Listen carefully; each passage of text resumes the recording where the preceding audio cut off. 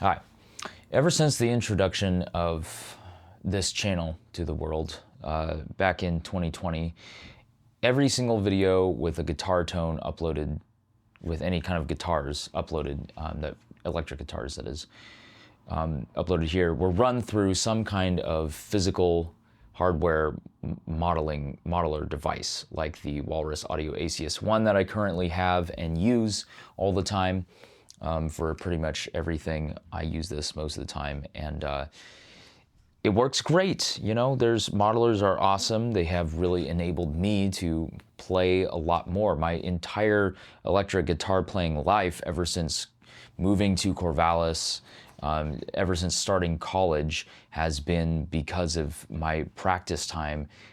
All those times that I spent practicing, I've gotten better because I've been able to use a modeler. Because if I was just practicing with my guitar just running straight into my audio interface, I don't think I would have enjoyed practicing as much.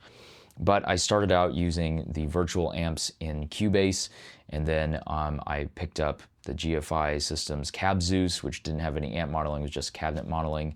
And you know, it was fine, but it didn't really, you know, sound that great. And then I got the 2 Notes Torpedo Cab M, and then upgraded to the Plus firmware, and then in 2021 got this thing, which has been just amazing. And I need to do a review of this pedal at some point, but it's just so, like, everyone's done a review of it, so I guess I could just show you how I use it and what I like about it.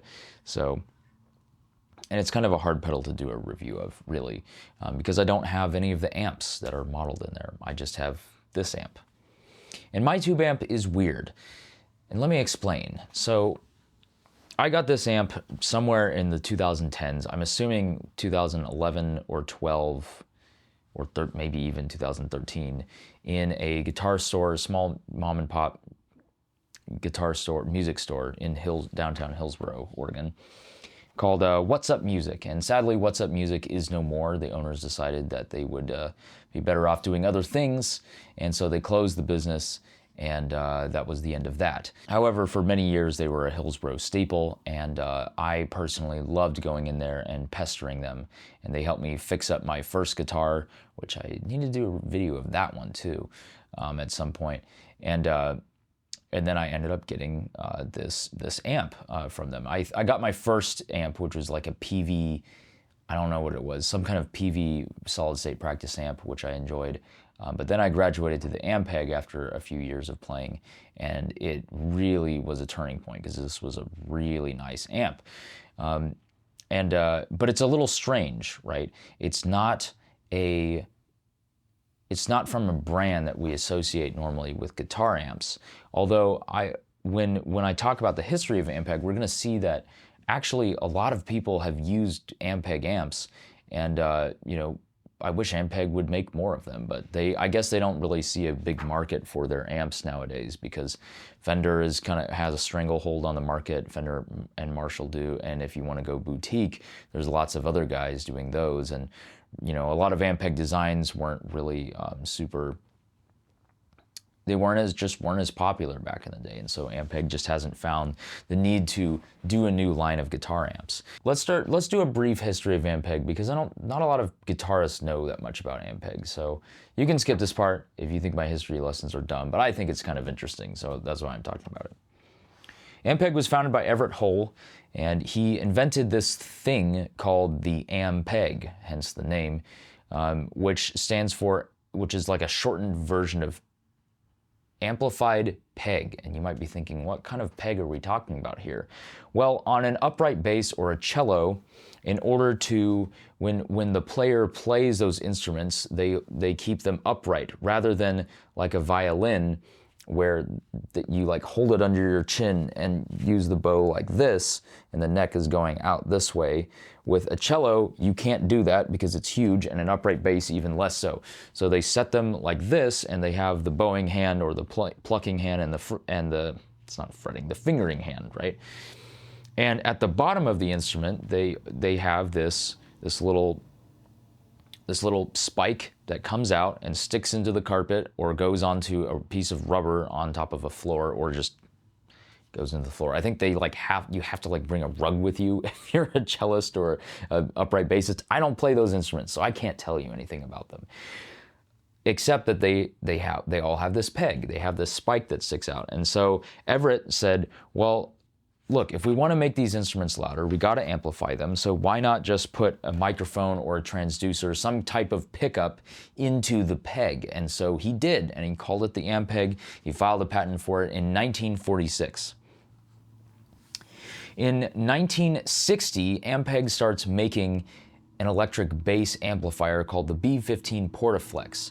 And this amplifier is called the Portaflex because basically you could flip the amplifier circuitry over and hide it inside of the cabinet for safe traveling. But then when you wanted to play, you would flip the whole amplifier circuit on top of the combo, on top of the speaker cabinet, and you could plug your bass in and tweak the stuff. And then all the heat would just go straight up out of the mesh out into the air rather than overheating inside of a cabinet. And this 15-watt bass amp has really become like a staple of studio bass players. It's been used on thousands and thousands of records, and people love it for its kind of warm, fat tube type of sound. Now, it's not very loud because it's only 15 watts, and as you can imagine, 15 watts of tube power is a decent amount for a guitar amp, but for a bass amp, it's really not. So this amp wasn't, you know, the Fender Bassman destroyer, but Ampeg did sell quite a few of them, and it became a very important amp later on in its life. In 1961, Ampeg introduced the R12R Reverber Rocket, which was the very first guitar amp with reverb on board. That's right, it beat the Fender Vibroverb by a couple of years, as a matter of fact. So Fender was selling an additional tube tank, reverb tube tank, that you would use separate from your amp. You would plug into the reverb tank and then plug the output of the reverb tank into the front of your amp. But Fender didn't actually put the reverb tank into the amplifier until about 1963 or 3 years so, when the Vibroverb came out. And so the Reverber Rocket, and actually this amp, it wasn't designed to be a rock and roll amp. You know, Everett Hull hated rock and roll, as a matter of fact, and he did everything he could to not get into that world of rock and roll, even though in the 60s, of course, rock and roll was becoming the thing, right? Like the Beach Boys were already going by the early 60s, And you know, so the Beatles were about to come up in a huge way by the mid '60s. And so, because of disagreements between Hull and his employees, his employees would argue with him because they wanted to break into this market, and Hull wasn't listening to them.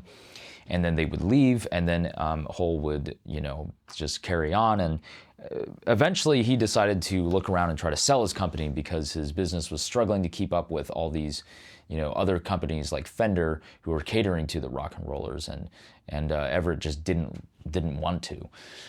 And this kind of reached a head in towards the end of the 60s. And in 1968 and 69, the SVT, or Super Valve Technology bass amp, was introduced. And this was made for Bill Wyman of the Rolling Stones. And at the time, the loudest bass amps were really only about 100 watts. And I think there were some Marshall major heads that got up to 200, but they may have come after this amp. And the SVT had 300 watts from like 14 tubes or something like that. It was insane. It was extremely powerful. It was the most powerful musician amp at the time. And the SVT became an instant classic used by everyone in rock and roll and in rock music, and it continues to be the backline staple for any large tour, large show, stadium tour, what have you. If you're a bass player and you want loud tube tone, you get an Ampeg SVT. And the Rolling Stones actually also used a bunch of other amps at this time. So the Rolling Stones came and toured America, and Ampeg said, hey, we got this SVT amp for Bill. But also we got these other amps, the VT series amps, or Valve Technology, because they weren't super. They didn't have 300 watts. They had less wattage. They had these other amps that Keith Richards and Ron Wood started using, the VT22. And then there was also the V2 and the V4. There were a bunch of other amps that kind of had the same aesthetics as the SVT. Even though the Rolling Stones used these amps and the Ampeg acrylic guitars, they were also using those guitars at this point. These amps have not really had lasting popularity. Most guitarists don't know a whole lot about them. And in fact, if you ask most guitarists what they know about Ampeg guitar amps, they'll probably talk about the Reverber Rocket. Notable users of the R12R Reverber Rocket would be the Cars. They were known to use the R12 on some of their records. Now, the VT amps and V amps got a resurgence, and there's kind of one of the things that keeps people interested in these amps, at least the vintage ones, is the fact that Josh Homme of Queens of the Stone Age, not of the Rolling Stones, there's a lot of Stones happening, he used the VT44 or VT22, I can't remember, I think it was the 44, on the seminal album Songs for the Deaf by Queens of the Stone Age in the end of the early 2000s, 2001, I think. And this whole album has, because of its unique, powerful, heavy yet mid-forward sound, it's become like a fixation for many people because it's just so different from what a naturally occurring guitar sound is. People have become obsessed with Josh and with this album because it pioneered this kind of really bizarre guitar sound, and the Ampeg, the Ampeg V series amps were kind of the centerpiece of it. And he used lots of different things. There were solid state amps, they were miking the backs of the amps, there was all kinds of wacky stuff going on, and you can check out Living Room Gear Demos, who's probably the most obsessed with Josh Homme. And I love Queens of the Stone Age, and I love, the music that they've created over the years. And Songs for the Deaf has to just be one of the top rock albums for me.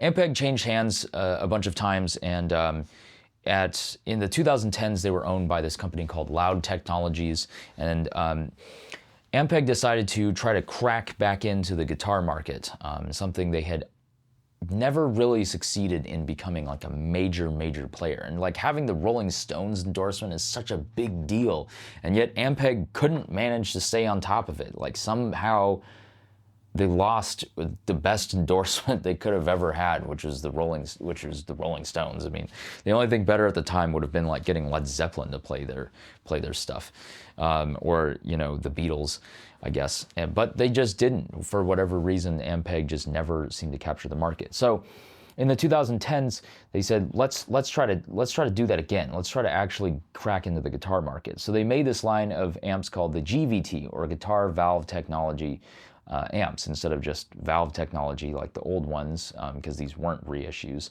or SVTs because they're not technically super in terms of their wattage output. And they had the look of the classic VT and SVT amps, you know, with the same like kind of lines around the faceplate, with the silver faceplate, but they didn't have the blue lines or lettering. They went with black because it seemed less 70s-tastic, I guess. Uses the same knobs and you know, the lettering and the fonts and all of that stuff, with the black and silver grill cloth, which just looks fantastic. A metal Ampeg logo screwed on the front. And this line of amps, there were 3 different levels of amp, or 3 different amps, and each amp came in a couple of configurations.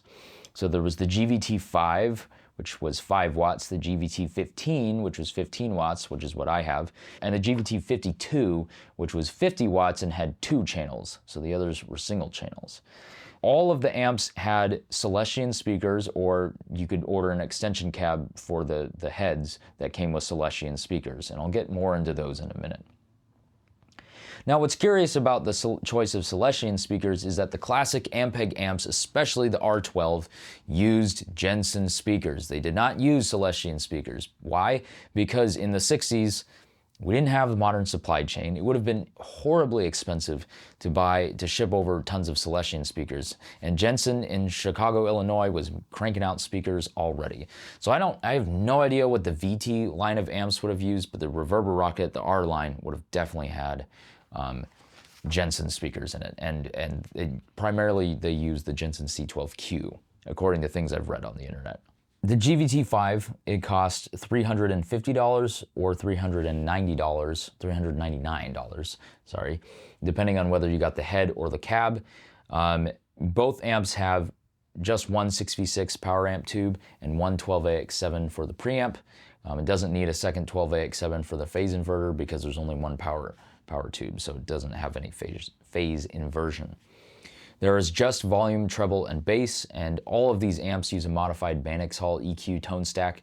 So they put treble and bass, Banach Hall style, at the end of the chain, at the end of the preamp, and then they have some of the amps that have the mids knob that's kind of paired with the volume towards the beginning of the circuit. The GVT5 has no reverb and no effects loop, and it was also available as a 1x10 combo with a Celestion 1030, I think is the name of the speaker that was in it. I don't know. I don't really care because I don't have that amp. The GVT52 went from $749 for the head, $799 for the 112, and $899 for the 212 combo. And the combos had the Celestion 7080 speaker, which is rated for 80 watts. And I think it has some resemblance to the Celestion G12T75 speaker. So I think it's a more affordable version of that.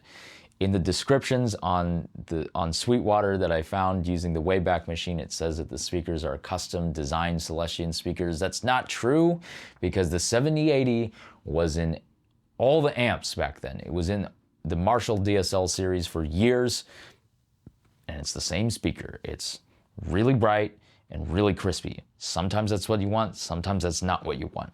The 52 had 2 channels, and it had 50 watts of power from 2 6L6s and 3 12AX7s. So there was one 12AX7 that was used for both channels, and the second channel added an additional 12AX7, and then the last one was just used as the phase inverter in the power section. And yes, most tube amps, they have to have a phase inverter so that you can do the push-pull thing, right? So you use up an entire preamp tube for that. There were 2 channels, like I said. Each channel had controls for gain, treble, middle, bass, and volume. for each channel. There was also an additional global master volume and a global reverb control. You could foot switch in the spring reverb and an effects loop, and there were 1 or 2 Celestion 7080 speakers, depending on which of the amps you got. The GVT15 came in at $499 or $599, depending on if you got the head or the combo respectively, and it was only available with a 112 speaker in the combo variant. And for reference, at the time, this is all gathered from sweetwater.com using the Wayback Internet Archive machine.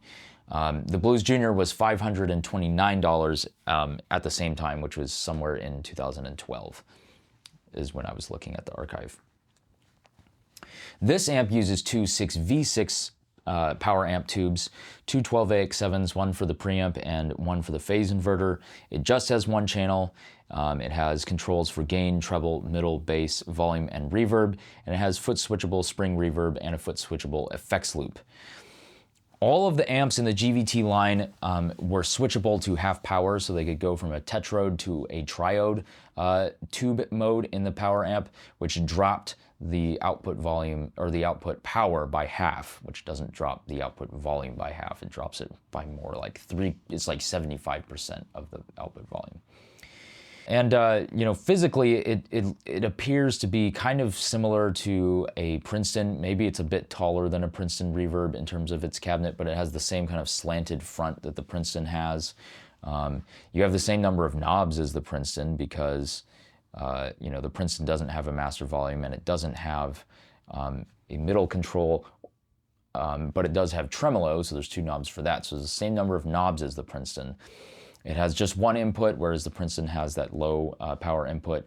And then this thing is foot switchable to, or not foot switchable, can flip to half power. So you have the switches on the front. So it's pretty similar to a Princeton in terms of the size. Now I have changed the preamp tubes. Right now it's running a pair of JJ ECC 803s, not ECC 83Ss. So they're a slightly different tube. They have a really long plate. So they have a little bit less gain, they're smoother, but they're more prone to becoming microphonic. So we'll have to see how these last.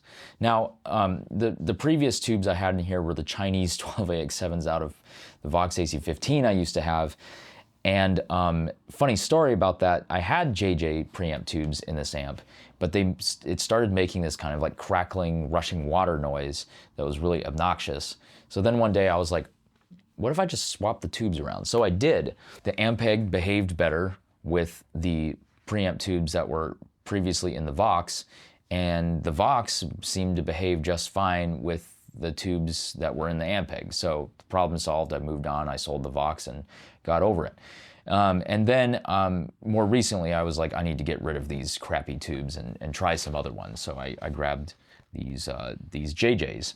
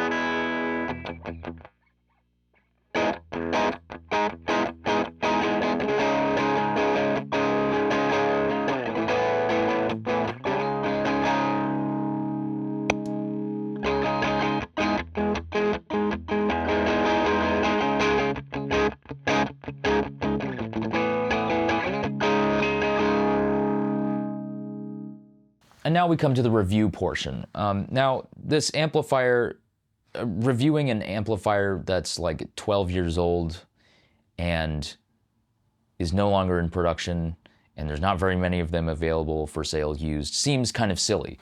But no one's done any videos on it in recent years. And one of the funny things about this is if you go to the Premier Guitar YouTube channel right now, their like cover photo is the front panel of this amp, of the GVT15. And I love it because this amp's been out of production for so long, and some guy at Premier Guitar made it the cover photo, and then they never changed it. It's been that way for years, and it cracks me up.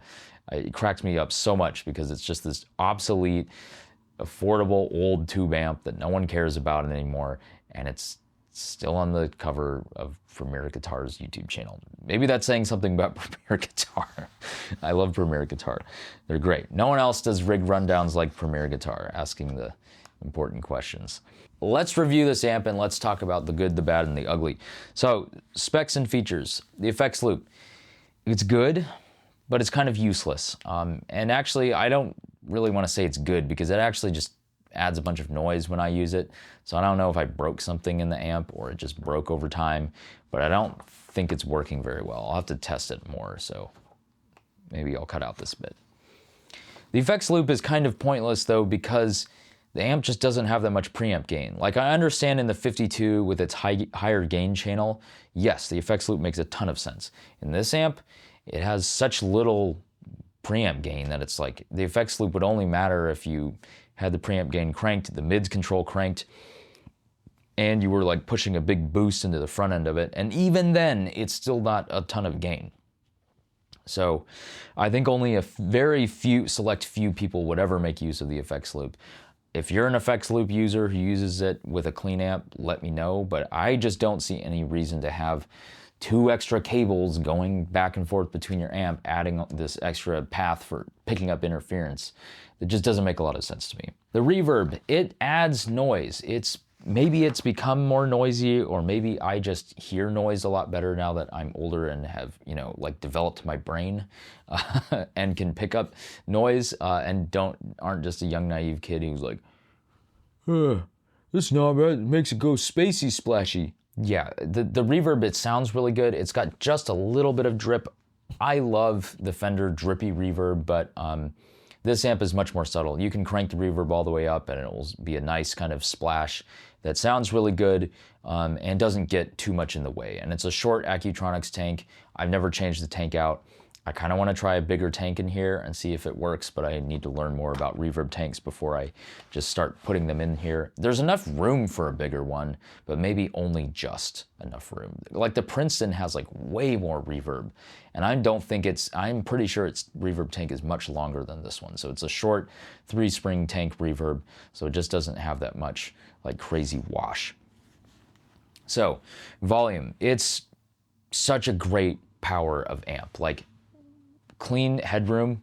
This amp has clean headroom, and it's 15 watts. Whenever someone complains that a 15-watt amp doesn't have enough headroom, I go, mine does, because this amp is loud and clean. It just does not distort. I have never been in a situation where I've been playing with the drummer and I said, I need more volume with this amp than it can provide. I've never been in that situation with this amp. The power switch is very nice to kind of cut down the volume, but I rarely use it. I probably should use it more since my main complaint with this amp is that it has too much treble. Preamp gain is very low, but that's kind of a feature, not a bug, because it's just a really great pedal platform. The EQ is extremely powerful. The bass can really boost or really cut. The treble can really boost or really cut. The mids can cut. When you turn, it's funny because you turn the mids control down and it cuts at 800 hertz, and you turn it up and it boosts between 2 and 3.5 kilohertz. So it's kind of a weird mids control. I kind of wish that it just did one band. Either it boost and cut at 800 or it boost and cut it at 2 to 3 kilohertz. Because I find that 2 to 3 kilohertz range is where I want to cut. I actually need to cut that region. Or I would like to boost 800 hertz. So I kind of wish it was flip-flopped in terms of what was boosted and what was cut. But I understand the sentiment if you're thinking about, I need more cut, I need less honk, that type of thing. The treble is a high shelf at 5 kilohertz, and the bass is a low shelf at 80 hertz. The mids control is nice because it's before the second stage of the preamp tube. So basically in every tube amp, they use each preamp tube in like halves. So you can use half of it for different things. And so in this amp, and like most amps, your signal goes in, and the very first thing it gets to is the first half of the preamp tube. And then you have your volume, or your gain, sorry, and your middle control on this amp. And then you go to the second half of the preamp tube, and then you go to your treble and your bass controls. And then you have, you know, the reverb and the effects loop, and then the master volume. And then actually the reverb and the effects loop are post master. So master volume, then reverb and effects loop, then the phase inverter, and then the power tubes and power transformer, right? The sound, it's real clean, and the EQ allows you to sculpt it. You can push up those upper mids and make it more Vox-like, or you can scoop them and make it, you know, more scoopy. It's a pretty Fender-y sound, I think, from what I can gather. It, you know, doesn't have as much mids, and it's treble-y and bassy as well. It's really bright.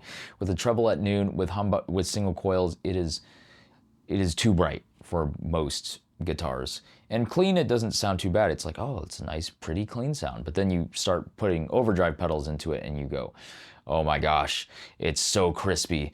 And in the room, you know, when my ear's not right next to the amp, it sounds pretty good. But then I stick a dynamic mic right in front of it that's got a big old presence boost, and those frequencies stack up because the speaker is boosting those frequencies, the amp is boosting those frequencies, the guitar is boosting those frequencies.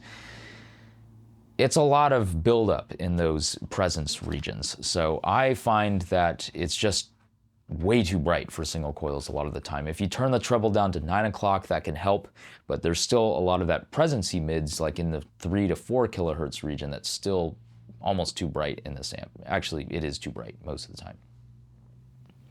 With a more PAF style pickup, like my Marauder or like the P90s in my baritone Telecaster, I find it adds a lot of nice life to the top end. It adds just a lot of clarity. And this is, I think, why I love this amp for so long. It's because I was playing my Marauder, which had a very dark humbucker in the bridge, and I thought it sounded great through this amp because it did. It had a lot of top end. The amp added that life that humbuckers sometimes need, and so it's a very good amp for humbuckers. I think if you only play like PAF and P90 style pickups and you're going, man, my amp's too dark, I can't stand it, get this amp, it'll fix your problems, no big deal. If you're playing Jazzmasters and Strats and Teles, you might want to change the speaker when you get this amp. And I'll get to that in a little bit. When it's cranked, it does have a nice, thick, filthy American amp sound. It just is so much fun to play through. I don't think I can get any examples of that in this video because I live in an apartment complex and I'll get evicted if I do that. So that's fun. Preamp drive, there just isn't very much with single coils, but with humbuckers, if you push the preamp gain all the way and turn the mids control up all the way, you can get some drive out of it. So now it's time for a comparison section in which I will talk about how this amp sounds compared to a couple of amps that are kind of similar in size, power, and tone. So up first is the Vox AC15C1, and I have owned this very amp, or the AC15. I've owned this model. I own the one with the greenback, which is the C1, not the C1X with the blue, sadly. My friend Bradley sold me his AC15 when he got an EVH5150 Mark III 50-watt head and 212 cab, which was glorious, and I got to get a great deal on a Vox AC15. And I love that amp. I had both of them. I would run them in stereo. They sounded awesome. It was just heaven. And then I sold it for some stupid reason. I can't remember what I was thinking, but I sold it to my friend Ruben, and he still has it. And he's got NOS tubes in it, and I need to ask him to let me buy it back. I want another Vox, I really do, because I love that amp so much. But yeah. The Vox, compared to the Vox had a lot more gain. It had 2 channels, so you had that additional flexibility of the normal and the top boost channel. It had bias tremolo, which was really nice. The reverb, I'm pretty sure, was the exact same reverb tank, so the reverb sounded pretty similar, just kind of more low-key than the Fender Spring reverb. But it was bigger, it was heavier, it didn't have the half-power mode, and it had less bass. And so for me, I was like, The Ampeg's more flexible. The Ampeg is more unique. The Ampeg is smaller and lighter, so therefore I'm gonna keep the Ampeg. So that kind of makes sense why I sold the AC-15. I was like, I'll buy another one when I want one. And that time is now, but I don't have space for it. And I don't really have the money for it either, so. Versus the Blues Junior. Okay, I'll try to go easy on the Blues Junior. But I've never played a Blues Junior that I really enjoyed. And every sound sample I've heard of the Blues Junior, they always sound kind of boxy and mid-forward. And for the blues dads, and it does say blues in the name, for the blues dads and blues children, it's a fine amp, I guess. Aside from the fact that most guitar techs seem to not like it because it catches on fire and, you know, has that sound to it that doesn't sound like old Fender amps. Like Princetons don't sound like that, Tweed amps don't sound like that, Brown panel amps don't sound like that. It's like, I don't know what Fender they're trying to emulate, if they're trying to emulate the sound of a Fender with the tube screamer in front of it, because that's what it sounds like to me. And yet, they just go on selling lots of those. The only Blues Junior I've liked that I've heard and played through is my friend Dalen's, which has had a ton of mods done to it. It has a Cannabis Rec speaker in it. It has 6v6 output tubes and like additional little knobs on it that control stuff that I don't know what that stuff does. It's a lot brighter, probably a little too much. It's got less gain than the Blues Junior, less reverb. The reverb doesn't get as splashy, and way less mids. And hopefully this amp is less of a fire hazard. I haven't heard of any catching on fire, but then again, there's so few of them that, you know, amp techs don't really see a lot of them.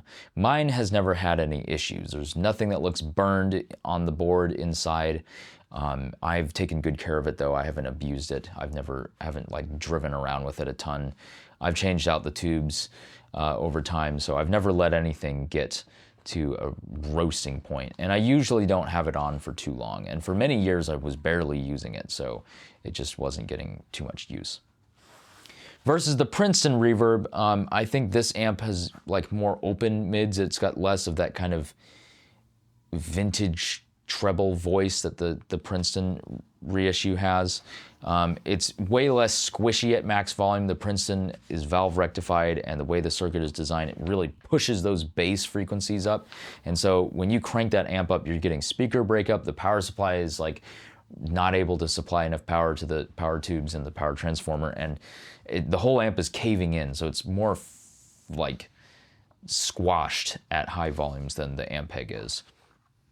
The bass is way less farty in this amp because I have a big speaker that has a high power handling, and the power transformer and power supply are much better in this amp. It's not underpowered like the Princeton is. The Princeton obviously can go much splashier with the reverb, so if you really like surfy reverb, the Princeton obviously is your choice. This amp does have a mids knob though, which does make it more flexible if you don't care about tremolo. So my verdict is this is an awesome amp if you want something that's small, that's clean, and has a bit of a unique look that doesn't look like every other Fender and Vox amp on the market. It doesn't have very much preamp gain, but maybe that's what you want because you use pedals, which is a lot of people nowadays. And if you're out there going, I really want to get a tube amp. Now, this amp is not easy to find. I've found that on Reverb, Guitar Center, Sweetwater used gear. I haven't seen any on Sweetwater used gear. On Reverb, let me check Reverb right now on my phone. Let's have a look. And there is one head available for $540. That's actually a decent deal. And I really want to get one of the heads because it'd be really nice to pair one of those with, man, that one's in immaculate condition. I would love to get one of the heads and pair it with a different speaker cab or use it with something like a 2-note torpedo captor. That would be great. Here's another head for $550 right here. And then there's another head for $700. Does this one have blue lettering? And here's a combo, the same one I have for $399, which is a screaming deal. Look at that thing, it's an immaculate shape. Here's a head and the 2x12 Ampeg extension cabinet. available for $348 and probably much less for shipping if you're in Japan. But if you're in the US, it's still pretty cheap though for, you know, a 212. And then here's another head for $650, which I think is a little absurd. So there are amps, there are some of these out there. The combos are hard to find, particularly the heads are a little bit easier. Let's look for the GVT5. I'm actually interested in getting one of those because it would be nice to pair a stereo amp with that, to have a second amp for like a stereo channel, but I don't want to carry around a second 15-watt amp. I'd love to have something small. So there is one available for $469 on reverb.com right now. And it looks like it's in pretty good shape. My amp looks way worse than any of the ones for sale, which I find kind of funny. But anyway, the GVT5 does exist in the wild. The 52, let's see if the 52 is anywhere out there. There is one available for local pickup if you live in Hawkins, Texas, not Hawkins, Illinois. And it has a single 12, it just has the single 7080, just like mine. This is an awesome amp if you need something clean, small, portable, with some reverb and half power mode, if you can find one. They're hard to find. So there's a couple available on Reverb. There might be some on eBay somewhere, but I'm not sure. If you play really bright guitars like I do, like my Jazzmaster, my Strat, my Tele, well, those are the really bright ones. You might want to change the speaker. And that's what I'm doing in the next video. So if you want to see what happens, how I make this, transform this amp, subscribe so you can see video number 2, which will come out later, where I swap out the 7080 speaker by Celestion for a Warehouse G12CS speaker to restore this amp to an American sound that it never had, and hopefully smooth off some of those high frequency harshness, some of those harsh high frequencies that I have come to dislike in this amp. But yeah, this amp has had no reliability issues aside from that kind of the preamp tubes going funny, but then I put them in the Vox and they were fine in the Vox, and so I don't know what happened there. So yeah, I've changed the preamp tubes. I also did change the power tubes once. I got another set of power tubes as backups, and then I said, you know, maybe I'll just switch them. And so the power tubes, it looked like they had gotten kind of hot because the lettering on the Electro Harmonix ones went from blue to gray on one of the tubes, so they were getting kind of toasty. I should probably switch positions so that they get a bit more even wear, kind of like rotating your tires on your car. I love this amp and I hope it stays with me for a long time. I think someday what would be really fun is to take the schematic of the amp and completely rebuild the amp build a copy of the amp as a hand-wired version that's easier to repair instead of the PCB one like this is. And this amp does have the tube sockets mounted directly, they're soldered directly to the PCB. So that can influence the life of the amp negatively, but this amp is like 12 years old and it still works fantastic. So it hasn't caused this amp to die yet.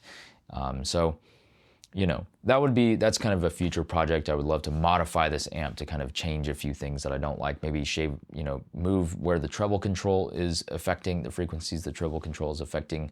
Maybe add a little more preamp gain. Maybe not. Get rid of that effects loop for sure. And I don't know, change some other stuff about it. But I really like it, and I hope that I find a new pair for this amp, a new stereo pair for this amp, so that I can play with 2 tube amps again, because I've missed that for sure. So I think next year when I finish up my graduate degree, I think my treat to myself, for a long time I was saying it would be a Les Paul, but I think it's going to be another amp, another tube amp. That's what I really want. So yeah, stay tuned for part 2, and I'll see you in the next one. Bye.